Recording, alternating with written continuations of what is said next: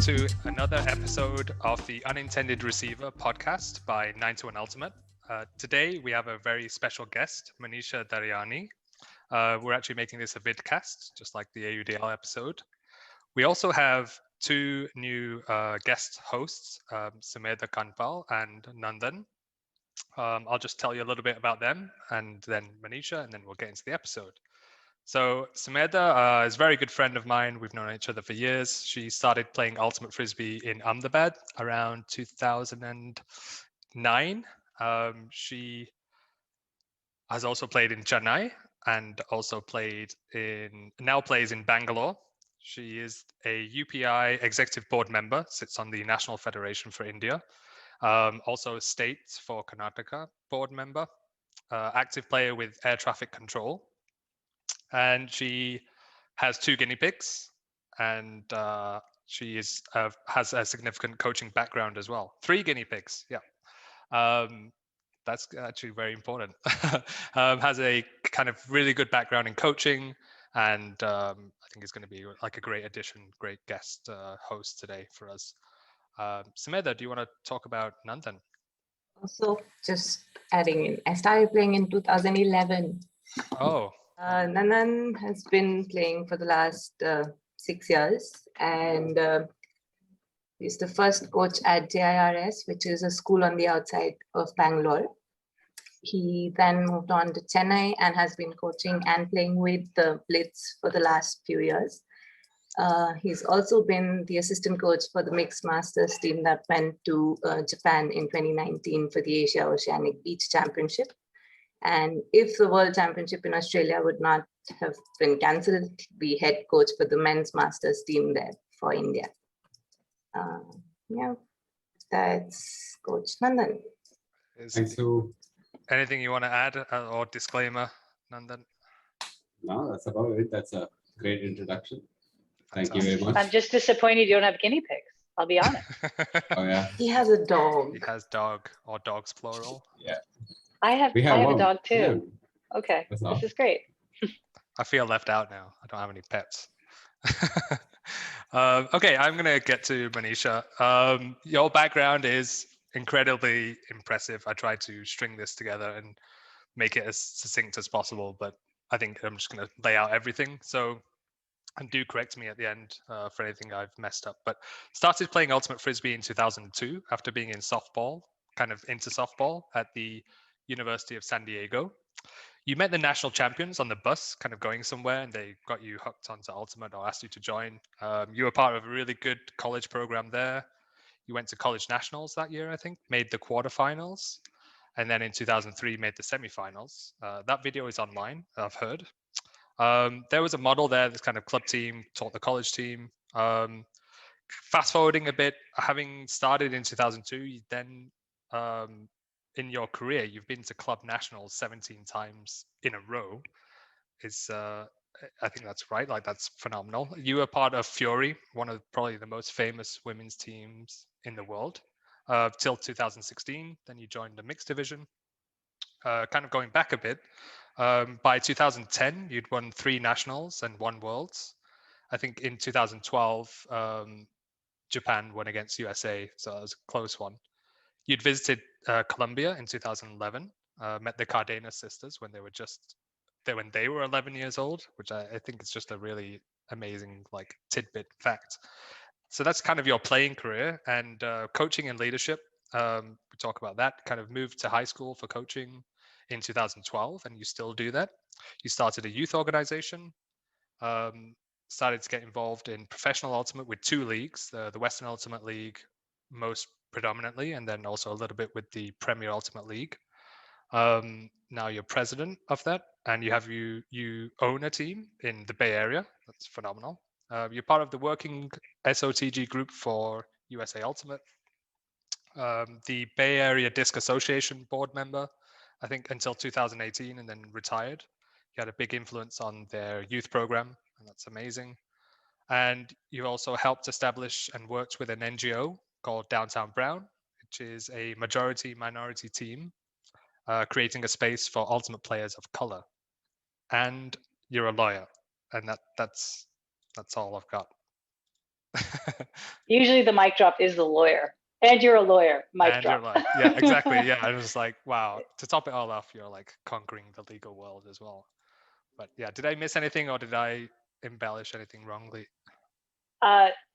No, it's weird to ask, did I embellish? Did I embellish? No, that's what I meant. No, I did start my career at UC San Diego, so University of California, San Diego, and you're correct. I was very fortunate to immediately kind of move into the club pipeline, which led to a pretty phenomenal career and a number of titles, and a career that I recognize is rather envious for many people. And I've been very, very fortunate, above all else, to be able to represent Team USA on multiple occasions. I'm repping one of my Team USA jerseys right now. And I'm thrilled to be here. I'm really just thrilled that you thought to reach out and ask if I was interested in chatting with you all. And I'm ecstatic. I'm ecstatic because I've watched India continue to grow in this sphere, in this space. I've seen the success of these teams, and it is disappointing to hear that 2020 didn't happen. It's exciting to think about what happens in 2022 when there's about 6 world events on the calendar, and how many will India show up at? I'm excited. My hope is it'll be all 6. And so I'm just thrilled to be here. I'm excited as someone who obviously identifies both as Indian and as American. You know, this is an aspect of my identity that I don't get to ignore or I don't want to ignore. And so it's a really wonderful opportunity to talk to folks who are in the homeland trying to build this sport out and continue to succeed and strive for the same excellence that we see here in the United States and in the rest of the world. Fantastic. Yep. Feeling is mutual 100%. So starting with the big question, what motivated you to pioneer the WUL? Like, tell us a little about how you reached that. Yeah, definitely. Yeah, I know during the intro, we talked about the PUL. And so kind of give a background. Right now in the United States, there are 2 female, non-binary focused leagues. Premier Ultimate League, which launched in 2018. And then the WUL, which technically launched in 2020, but unfortunately, COVID. My involvement is right now primarily with the WUL. As much as we have the PUL as a sister organization, we are operating separately, primarily because the United States is huge geographically. And just the sheer size of it, I think, has been a really boon for us to try and think regionally rather than having to tackle a very large problem nationally off the bat. And, you know, I loved getting this question because it really focused on my background. You know, I'm an Indian American. I'm first generation. I think that's the rule when you're born here, or maybe you're second. I'm not quite sure. But I was raised by immigrant parents. My mom is from India. My dad is from Pakistan. And I was born here in the United States. And though we were here in the United States, I have grown up in a rather traditional household. And in my household, girls did not play sports. They still don't play sports in my household. And I've been playing for almost 20 years. And to grow up in that environment, I think obviously influenced why I choose now to give back to this sport.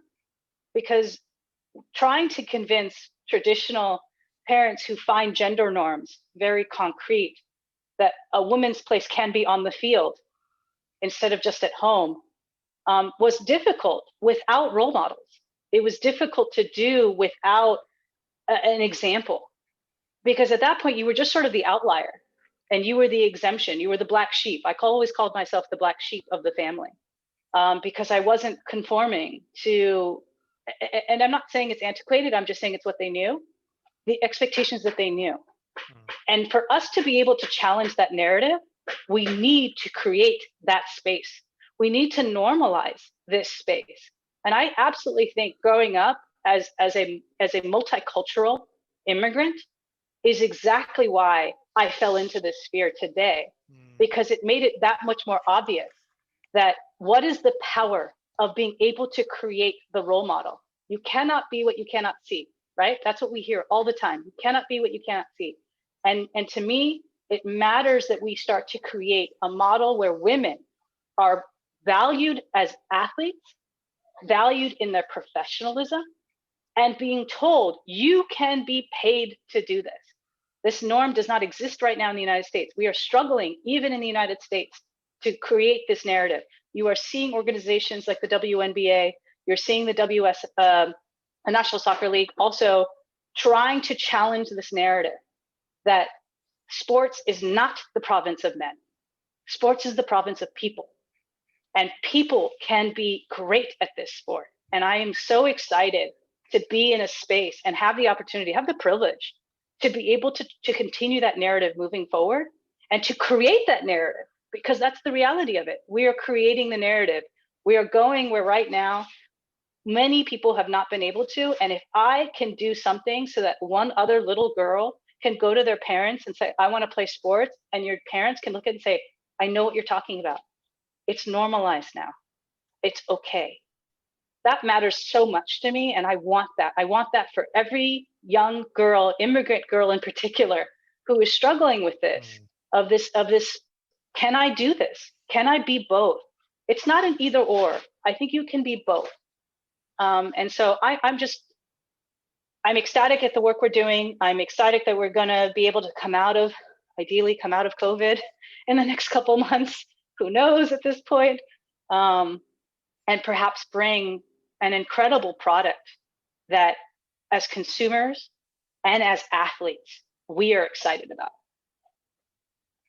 Nice. It's so great to hear like the passion in your voice. I think that answers the question also, right? Like you're just so motivated and so driven, and have this vision that you really believe in based on your coaching experience as well. It's awesome. It's really nice.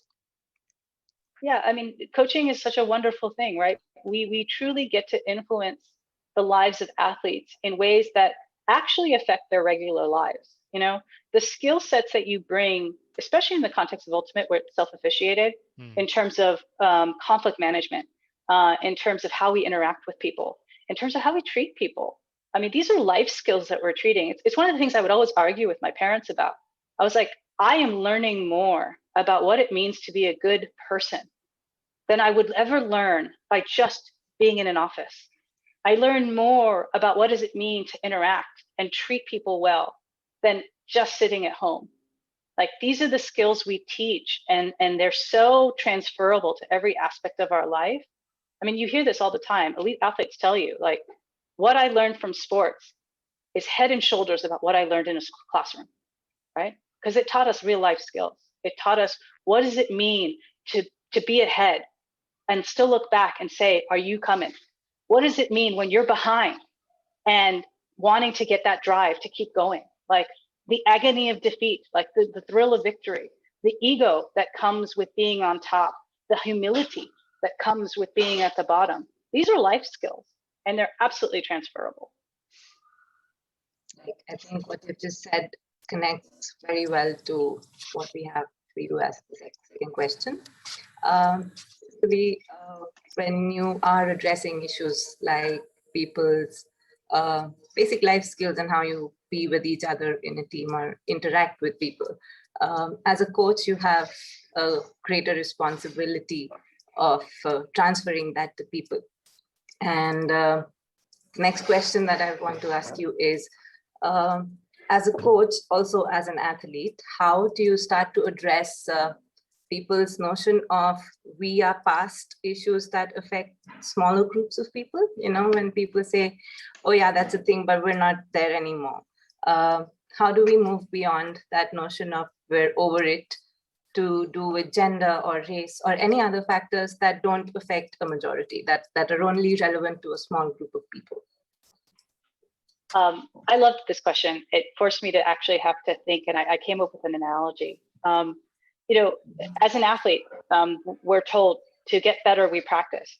And especially with the Olympics happening right now, you see elite athletes continuing to practice. At no point does an elite athlete turn to you and say, I've got it. I don't need to do this anymore. I think it's the same is true with how we treat each other. I think the same is true with the isms, the racisms, the sexisms, the gender-isms. You know, the same is absolutely true. Whether you are whether you're Yo-Yo Ma, or whether you're Michael Phelps or Serena Williams, they will always tell you we can improve. There is no point where they say, I've reached the top and I am done. And I do think that that's true in how we treat each other and how we learn to interact with one another. There is no point where you've actually accomplished the goal. You don't get to put the flag on the top and say, we're done. That's not how it works. It's not how it works for elite athletes. And it's certainly not how it works with how we treat each other. And I think that any elite athlete who suggests that we're not, that I don't have to deal with this, doesn't quite understand the very same mentality that they need for greatness on the field. Because their ability to succeed on the field is just as important as how they treat each other off the field. And they're so intertwined, and you cannot have success without the other, one without the other. So it is funny to ask this question. You know, the United States obviously is quite a different experience. We're this very strange melting pot of like ingredients that sometimes feel like oil and water, and in some ways are creating this phenomenally wonderful, different experience, you know, that we are dealing with people who are immigrants, those whose English is not their first language, those who truly have the right to claim this land as theirs, those Europeans who at one point were defined as white and then later not defined as white. The definition is constantly changing. And I think it's a misnomer to feel like this is static. It has never been static. Even our conversations on gender right now are evolving. And I think it's wonderful that it's evolving. I was at a tournament last weekend and I had a teammate rightfully call me out when I used he, she pronouns. And they said, you know what? It'd be great if you said they. And I loved that I got called out on that, because it's important we do that, because the only way we continue this conversation forward is being okay with being called out on instances where we can actually make spaces more inclusive, we can make spaces feel more welcome, and we can make spaces feel more like we want it to feel, where everyone feels like it's a part of what they want to be and not something that I'm conforming to. And that's really what we've been trying to deal with, is that so much of here in the United States, we've had to conform to a narrative. We've had to conform to an identity. And the pushback has been, maybe that's not the best course forward. It would be nice to be able to say, we don't have to meet at you, maybe we meet in the middle. And I think we can. I really do believe we can. And maybe that's naive, but I genuinely believe we can actually meet in the middle. Yeah, I agree. I think the work is ongoing for the most part. I think it gets better. We all, and once we understand how we interact with each other, we talk, it gets better. But I think it's an ongoing process, and there's definitely going to be something to work on and constantly improve along the way. Completely agree with that. So moving on, I remember you mentioned about how Ultimate and sport at large has provided a platform to learn so much more than just technical skill, get fit and get better on field, and it translates to a lot of things that we do off field as well. And one such thing that we see in Ultimate is spirit, which gives us a lot to work with and makes communication better, and we are more honest and fair. And the way we deal with differing opinions is addressed, right? So I was just wondering, do you find any differences between spirit across divisions, men's, women's, and mixed? If so, are there any things that one division could probably learn from the others here? This feels like a softball. My earlier comment had been that I think that we can learn a lot from the mixed division. And I still stand by that comment. I stand by it because I think that when you start to create dynamics that force issues to be at the forefront, but race is harder, right? Race is more insidious. And in the United States in particular, you don't have like the clear jerk as sometimes you do with gender. The disparity is much more easy to identify. With racial undertones, it's so much more at the minutia level, and it's so much more micro that it's actually harder in some ways to have those conversations. And one of the beautiful things about being in the mixed division is that I think that the notion of gender actually acts as a really nice stepping stone to the other conversations. Because if you can have, in some ways, I call gender sort of the low-lying fruit in having those conversations, it's much easier to identify. It's much easier to find allies because it's 50-50. One woman says X and the other three go, or other 4 or 7 on the team go, yes. It's quite different from race, but I do think that it's a phenomenal stepping stone, because if you can start to get the norms of how we engage in these conversations, of how do we meet people in the middle, of how do we create spaces for communication, I think then you can start to tackle some of the harder stuff. In the single gender realm, because you don't have that stepping stone, I actually think the transition into some of the harder conversations becomes more challenging, especially when it comes to gender identity and race in the single gender divisions, because you don't have the natural stepping stone and you're not as practiced in how we have hard conversations. I think the mixed division naturally leads itself to have hard conversations. And because of that, you start to get better at it. Everyone has to practice at these things. Like there's no point where you wake up, like I said, and you're like, I'm an expert, I've read everything. It's truly trial and error and falling on your face and getting back up and trying again and having having the earnestness to say, I can do better tomorrow, and having the compassion to say, you can do better tomorrow. We are much more forgiving in the context of gender in those conversations. And that's why I said, I think the mixed division lends itself to being better at then saying, okay, what's next? What's next? And what's next? It's not to say that the single genders can't, but I think that there has to be an acknowledgement of like, there is a normalization already there, and then trying to create distinction where everyone else is the same is harder.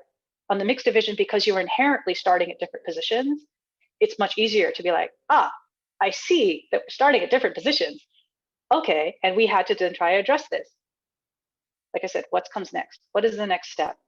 So yeah, this is a softball to me. I've always loved the mixed division for this reason. It's one of the reasons I dabbled constantly while I played in my career. Probably should have spent more time in the mixed division if you ask me, but even now at the tournament I was at 2 weeks ago, I played in the mixed division and I loved it. I think that there's a joy in interacting with folks whose lived experiences are not like your own, and figuring out how do we treat each other with respect and with empathy and in compassion, and most importantly with joy, because that's what you're there to do. You're out there to have fun. Like, this is a hobby.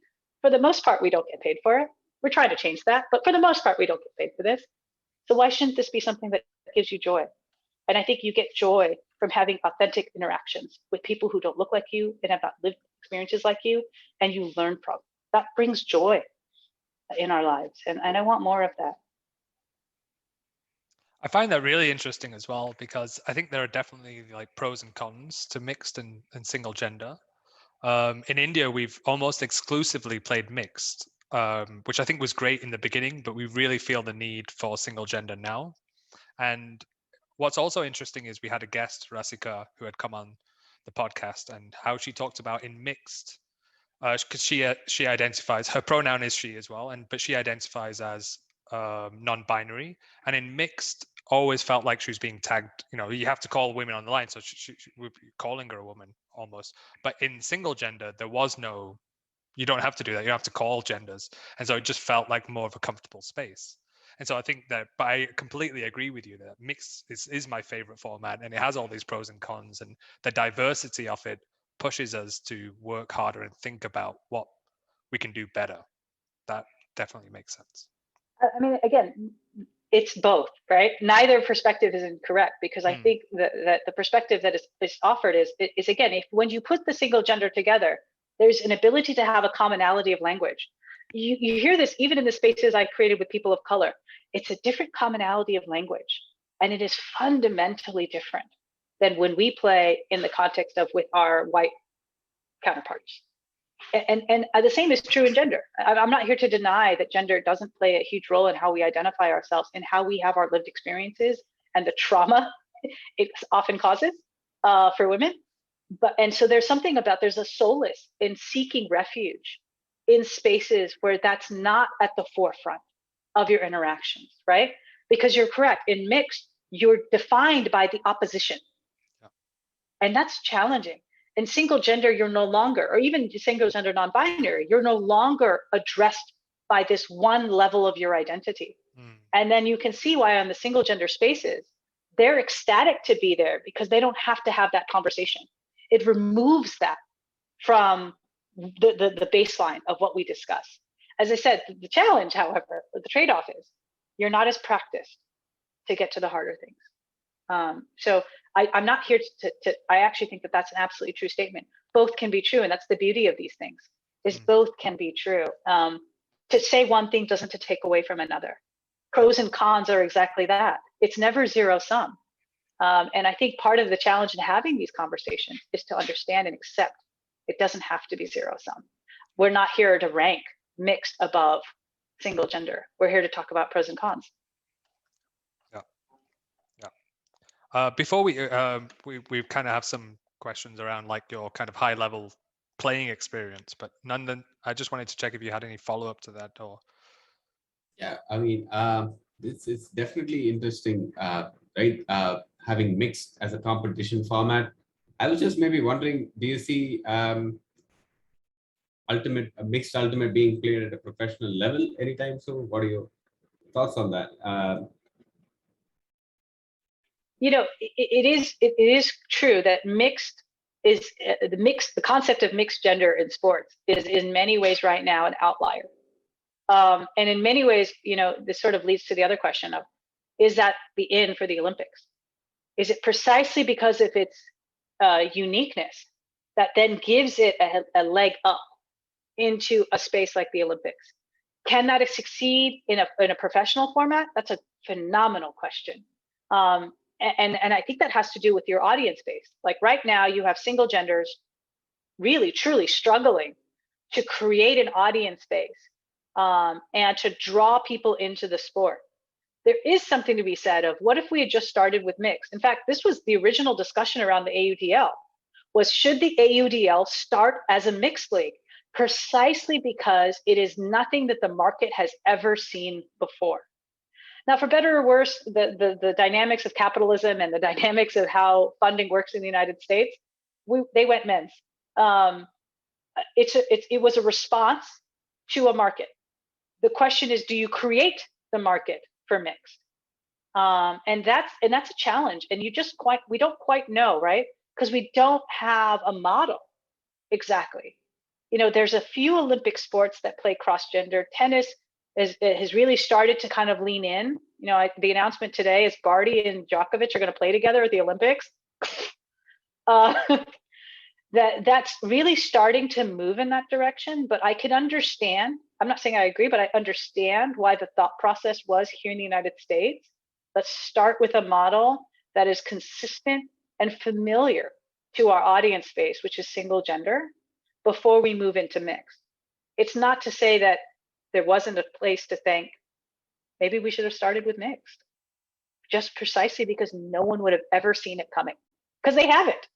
And that's kind of the unique and exciting thing about it. And it's hard to say without, baselines. Could it have succeeded? Maybe that's a question you want to ask. Could that have succeeded? I feel like there is some scope. Of course, like you said, there is a question of grooming the market and preparing them for something like that. Maybe that's the thing, and I'm sure we'll find out pretty soon about this.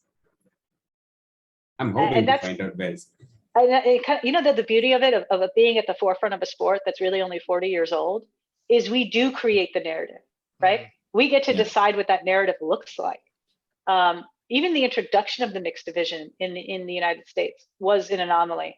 Right now, there's been discussions of whether they should introduce it at the college level. And that discussion has been ongoing for about 6 years. It's started to take shape, but it hasn't quite taken hold. It's not, I think, for the lack of interest. I think it's just right now we've just so entrenched in our single divisions that it's hard for people to then add something else. So I don't think it's a fault per se of the concept. I think it's just sort of the response to the current scenarios and situations that we're in. But you're right. How fun! I mean, Australia has already experimented with this. We know that Australia started a pro league last year, 2019, if I'm not mistaken, with a mixed pro league. So it's not to say that people aren't thinking about this and trying it. It's clearly being tried, and that's the beautiful thing about being at this level of the sport, where we are really inventing what comes next. Because we don't have a guidebook, we don't have a plan per se, we're making it up. And that's really fun and exciting. And And maybe let's bring on an Australian pro player next time to talk about what that experience is like, because the model does exist. Yeah. So talking about the different types of ultimate we can play, what do you feel are the best competition structures to promote the best kind of ultimate in different spaces? We've spoken about how the size of a country can be challenging, but also lead to different formats coming up in different areas. But basically, what do you feel are the kinds of structures that can help ultimate grow in its best version? Yeah, I mean, I've never been shy about articulating that the USA format of tournaments, which is 3, 4, 5 games in one day, is not particularly player friendly. It requires a different type of endurance that, frankly, to me, is unprecedented in the realm of sports. We just don't have a model for it. But I understood the rationality behind the decision of tournament formats, where we have a country that is as large as we are, and it takes a 6-hour flight to get from one end to the other. To ensure that you can obtain sufficient opportunities to play cross country meant that you had to find common ground and bring everyone to a singular location and have them play each other in a single chance rather than playing one-offs. It is a reality of money and time and practicality that we've created this tournament format. The challenge, of course, the trade-off has been money, time, and practicality for local players. Do you have the money to get on a plane for me to take a 4-hour flight over the course of a weekend? Do I have the time to be able to take Friday off, because that's what's required for the travel to go from West Coast to East Coast, to make sure that I can be healthy and at least somewhat awake by the time I'm competing on Saturday? And again, the practicality of, can I do this repeatedly for 3-4 times in the course of 3 months or 4 months? The trade-off, and these are the pros and cons I think any tournament organizer or national organizer needs to ask of, well, on the one hand, you want to bring competition together. On the other hand, what are you actually doing at the growth of the sport, right? Because if you cannot meet the thresholds of money, time, and practicality, you don't compete. And if you don't compete, we're not bringing in new people into the sport. And if your goal is growth, then I strongly believe that the competition structure should be local. It should be as accessible as possible, because then you start to then decrease the questions of time and money. It's still a factor, but not as large of a factor. Practicalities of weekends is still a factor. Not everyone works a Monday through Friday job, and we have to acknowledge that. And for some, that means that they're ineligible or unable to compete. Again, in some ways, you're never going to create a perfect system, and you kind of have to sort of satisfy the masses the best you can. That's just the reality of organizing, of like, I can only make so many people happy, and if this is the majority, I'll make the majority happy. It still doesn't mean you don't ask these questions, right? Because if you don't ask these questions and simply ask what serves the majority, especially in a place like the United States, that serves rich white males. That's it. That's what it serves. And so the necessity of having this conversation is so imperative, because if you don't want your sport to be rich white males, then you have to ask yourself, how do I change the structure?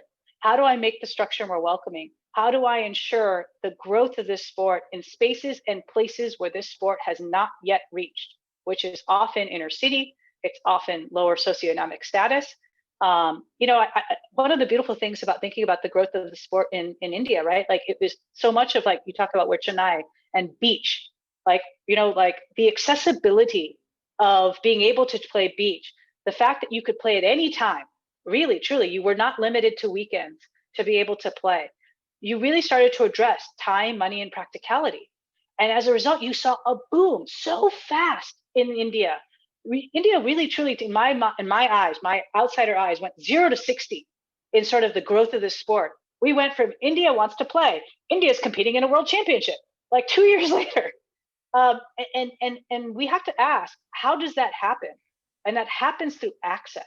It happens through introducing the people to the sport in a ways that they can meet the sport. And of course, because they're going to love it, continue to succeed in the sport. The United States, I feel, has moved away from that model. And as a result has hurt its ability to really start to expand. This model in the United States started as an elite Ivy League sport. So, and it has retained a lot of those roots even today. And I'd love to see that change. Yeah, that's nail on the head, multiple points, particularly about Chennai, and then India finishing 5th at Royan WCBU. Yeah, really good point. And I love that you broke it down into those 3 main points: money, practicality, time. Like that makes a lot of sense. And it's interesting, right? Like the USA, if you feel like it's moved away from that, and so like, what does growth look like? And of course, you still have like the summer leagues, winter leagues, and BUDA, BADA, and like these organizations that try to promote it. But is it where a bulk of the money is going, or the energy and focus? Let's also be clear, though, that's not where the sport started. Like, again, Right. Let's be clear. The sport started in an elite Ivy university. The fact that we've brought in youth is the response to growth. It's not actually the intent of the sport. So when I suggest that we perhaps need to examine our priorities, we actually need to go back to the roots. The roots never actually were serving growth. It wasn't serving youth. It wasn't serving inner city kids. It was serving a very, very specific demographic. And the response of organizations like BUYA, BADA, or any of these youth orgs is the offshoot of saying, well, we have to grow this sport.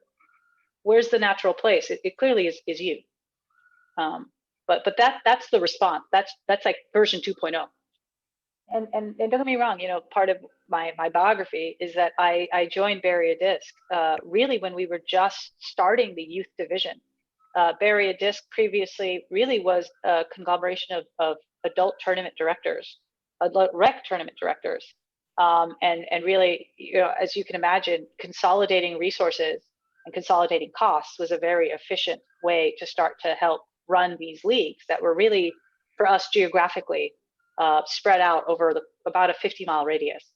But in 2011, when I joined BUYA, which I think is right, there was a question of, can we start attracting youth players? And what was cool about that is that, we didn't have what we have now, which is a lot of second generation players. Like, one of the fun things at the sport in the United States is you have parents playing with their kids. And I got to tell you that's a phenomenal experience to witness, mainly because of how much smack talk there is. Yeah, exactly. Yeah. But what was so interesting about being on the board at that time was the narrative that we were trying to create, sort of this cyclical of like, once you join the sport, you're in it forever.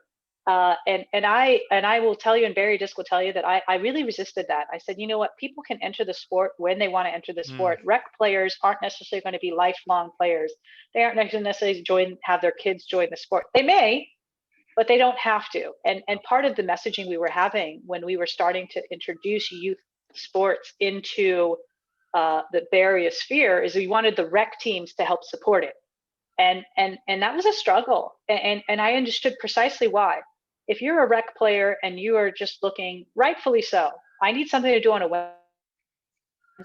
I want to be able to go to a bar afterwards. And your mentality isn't about, I'm going to be in this for the next 40 years and my children are going to play this sport. You're really just thinking about, I would like a chance to meet people and hang out. And what I was articulating when Barrier Disc was really trying to brand itself, which is you have to brand yourself as both a youth organization and a rec organization, not a rec to youth organization or a youth to rec organization, because that pipeline doesn't necessarily exist yet. And creating that without actually having that pipeline is going to be a challenge. It's something I've also talked with USAU about, that there are so many groups it's trying to service.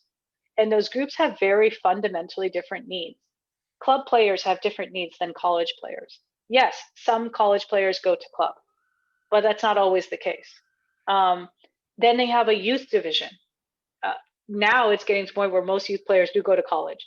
But it isn't always the case. And for some, youth is something that they want to do as part and parcel of their exploration of what they want to be as an adult and what sports they want to do. But I think that in the United States, something that I've asked us to push away from is creating a narrative that right now doesn't exist simply because you want that narrative to be true. And I think that countries thinking about how they're going to grow the sport, whether it's India, whether it's Japan, whether it's the Netherlands, have to be comfortable with the idea that you can serve different demographics and meet them at different places, and that is okay. Now, do you want a singular organization to do that? Maybe. And for smaller countries, that might be easier. In places like the United States, I think we're struggling to have a singular organization serve all of these different demographics in the ways they need to be served. But that's a larger question of organizational capacity and more importantly, a vision for organizations. I see why organizations want to kind of like be the hand, like the little puppeteer master, you know, for everything ultimate. But I think it's actually very okay, because the sport is so new, to let sort of offshoots cultivate as they want to naturally cultivate. You might have from those who come to Beach, people who say, I want to create a national team. And you might have those who come to Beach saying, I just like doing this on a Thursday. And that's okay. So we can create different spaces for them, and both can have their needs met without feeling like one has to sacrifice for the other. Amazing. Some great food for thought, especially even like national federation presidents, like listening to this would be like, I can get a lot of value out of this. I think we went over this a little earlier about how mixed ultimate might be the proposition for ultimate to be at the Olympics, right? Yeah. Might be the reason why ultimate is at the Olympics, is at the big stage.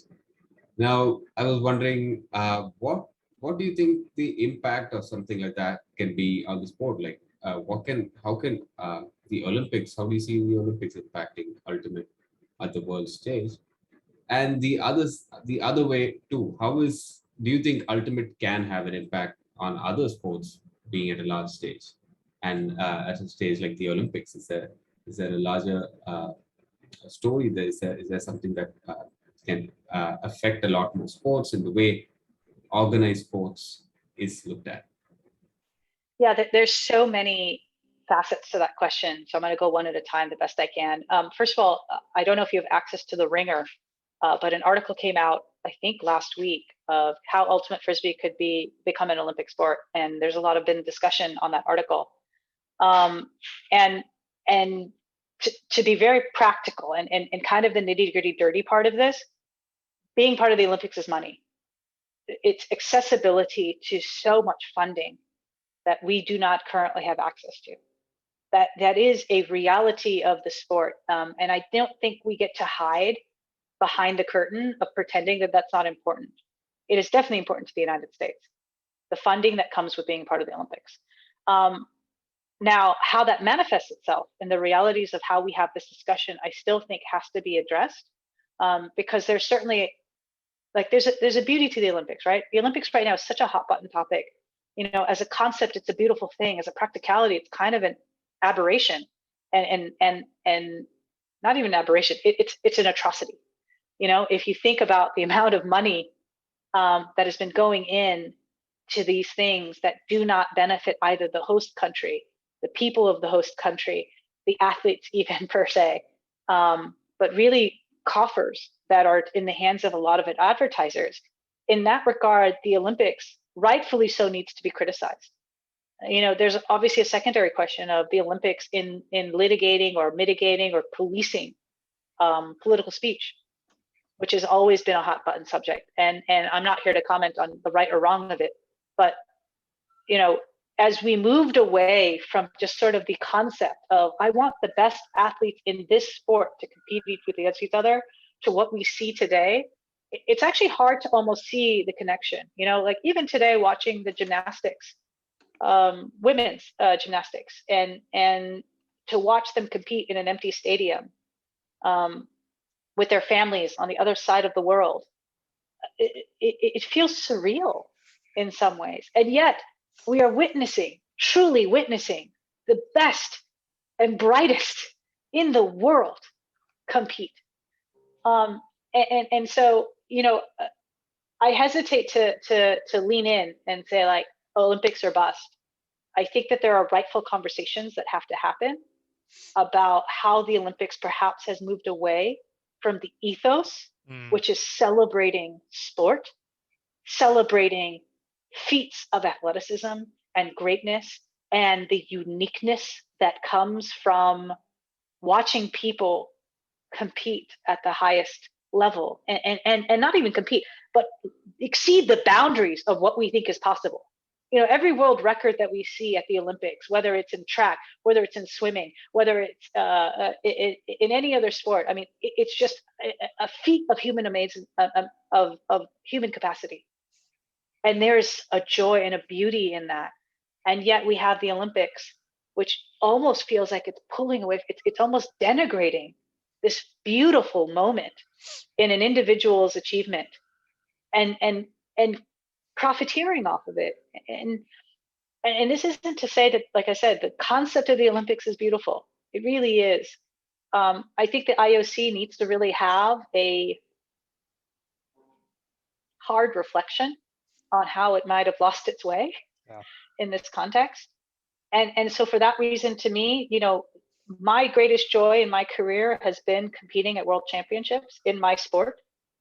It's not the Olympics, but I got to do exactly what the Olympians did, which is exceed and challenge the boundaries of what excellence can look like. And I got to do that multiple times in my career. And I don't want to take away from that. Will that be different if we're in the Olympics? Maybe. But the experience of the athlete, I don't think is going to be different. The money is going to look different. The training is going to look different. But what it feels like to win gold, what it feels like to compete for 7 days and 10, 12 games over 7 days, that's never going to change, whether you're in the Olympics or not.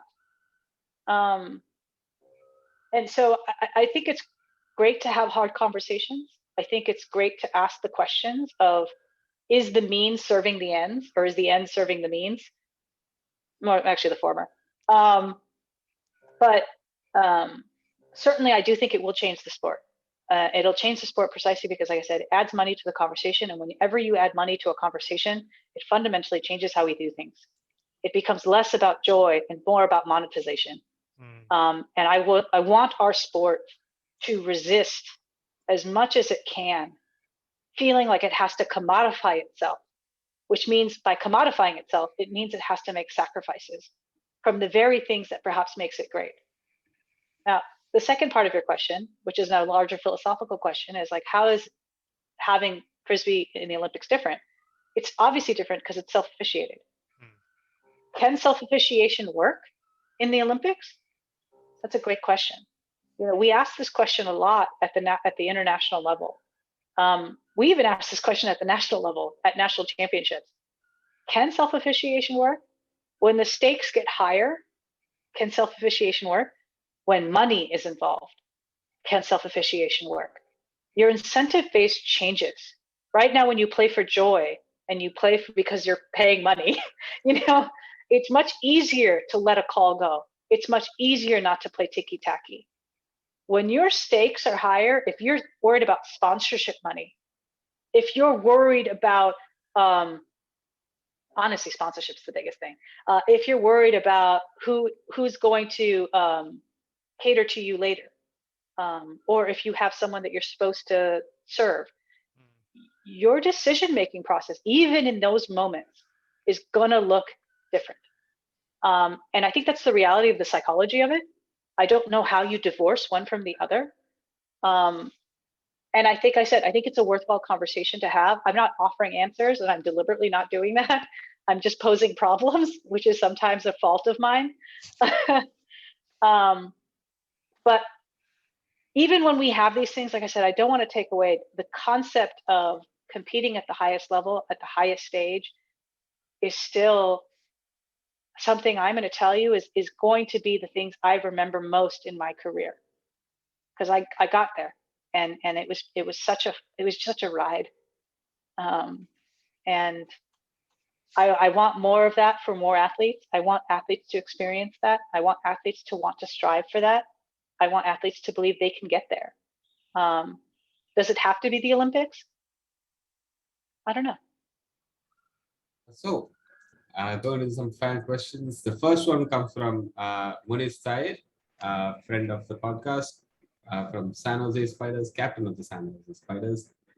He asks, what is your goal for long-term growth of the sport? Ultimate in Olympics, pro leagues? You know, I think that it's so funny because like I've just bagged on the Olympics, so perhaps it's not the greatest follow-up question. You know, to me, the goal is growth. That is my first and foremost goal, especially as someone at this point who's clearly at the end of her career. I care about what comes next greatly. And to me, that's access points. To me, that is ensuring that we continue to expand the base in which this sport is played, especially in the United States. Like I said, I think it's very different for other countries. I can only speak from sort of a United States perspective right now. I care about seeing about more high school players playing. I think it's such a crazy thing to witness that I have players who are 18, 19 who can legitimately look me in the eye and say, I played for 7 years.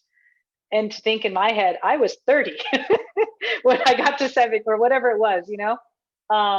That's such an exciting thing. And it's exciting to see what can happen if you have more time, especially in very formidable years, to be able to develop the skill sets for the sport. And what does that mean? I mean, again, you brought up the Cardenas sisters. I mean, in many ways, they are setting a standard bearer for what does it mean to start as a junior player and grow up into this sport and find yourself at the top of the sport at a very young age. And precisely because you just had the years. You know, when I started, the entry point for most players was 18, 19 years old. And it took us 7 years. And in many ways, the discussion about where your prime is, some people say early 20s, some people say late 20s. Most people tell you after 30, you're SOL. But if you prime is 30 and your entry point is 13, how much time do you have to get to that prime? How much excellence can you achieve in that amount of time? Versus if your entry point is 18 and your prime is 30. You know, the scalability of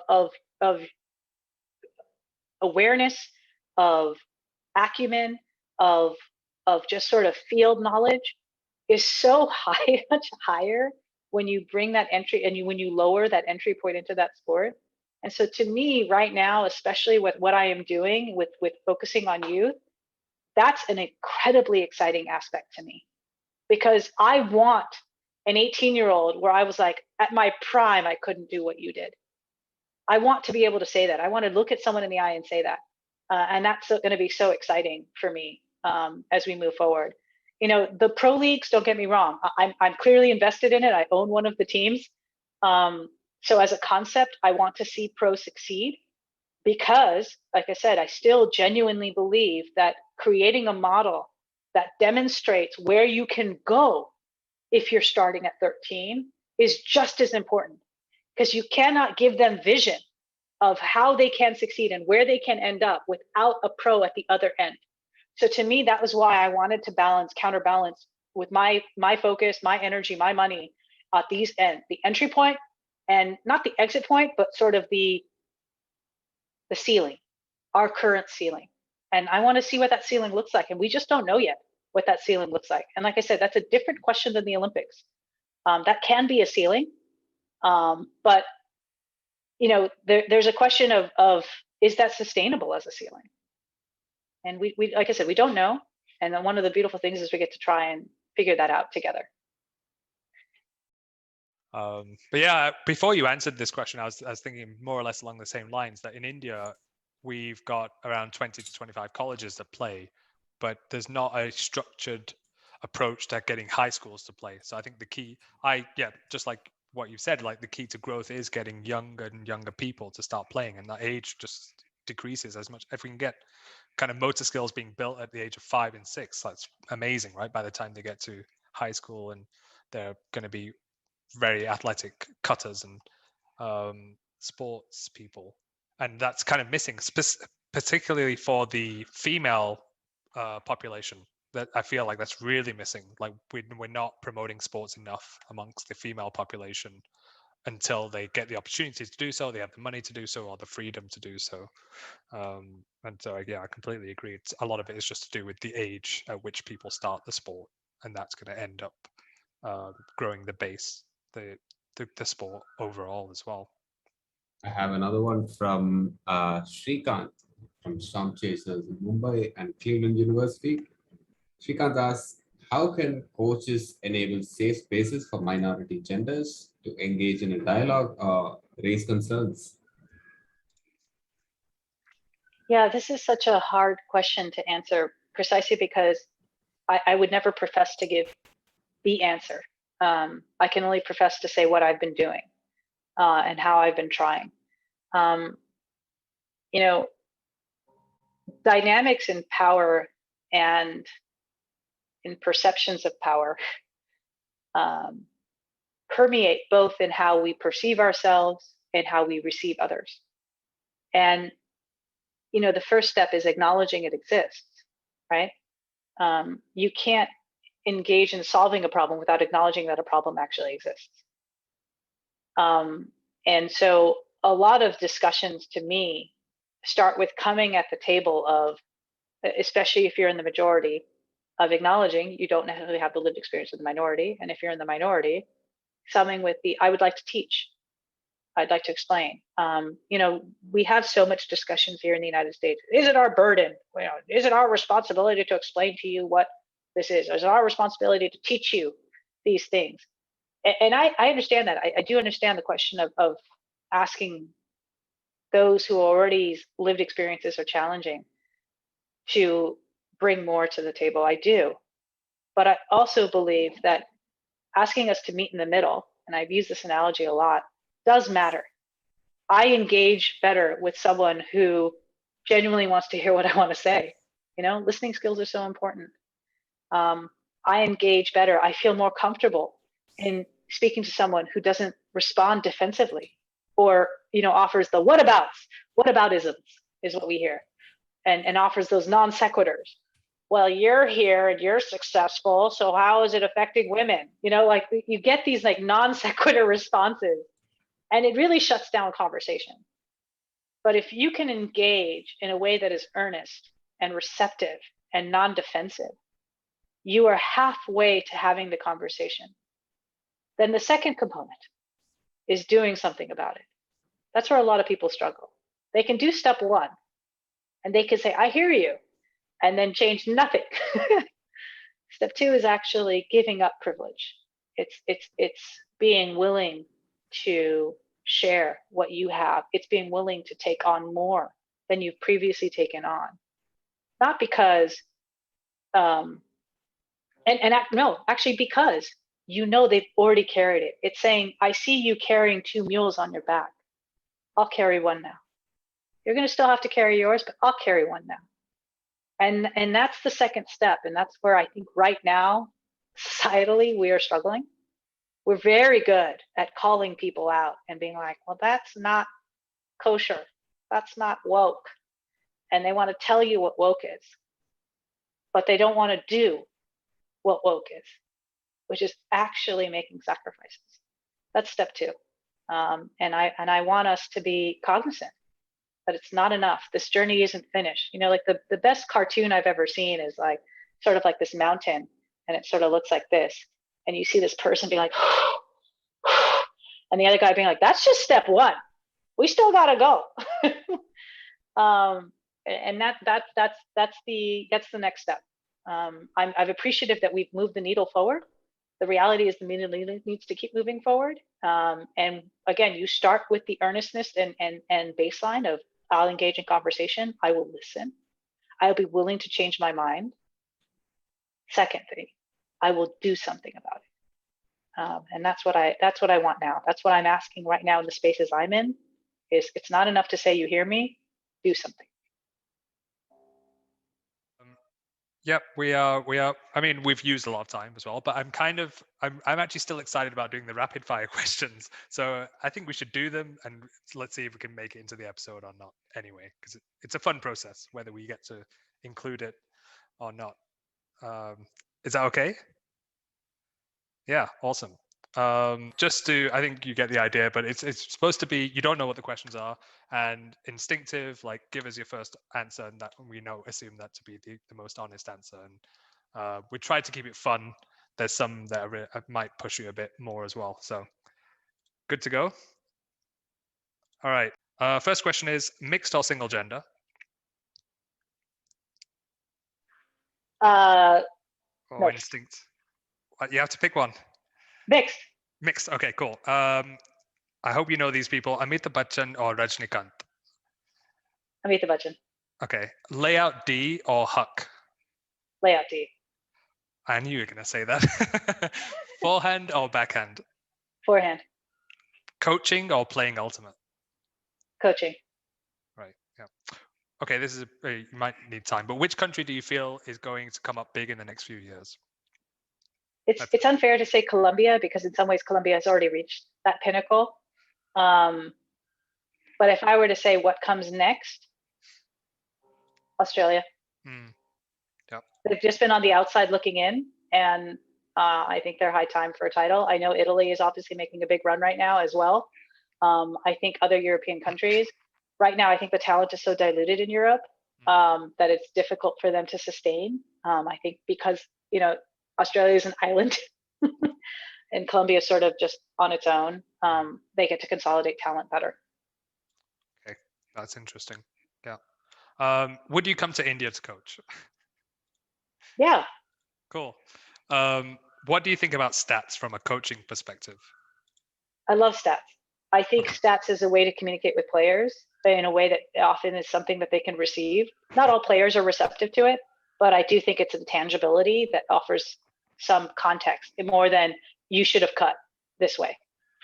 Yeah, it's like evidence. Yeah. Awesome. Yeah. I think I know this, but how many championships did you win? What's the number? 5 national titles, 3 world titles. Wow. And then a bunch of silvers.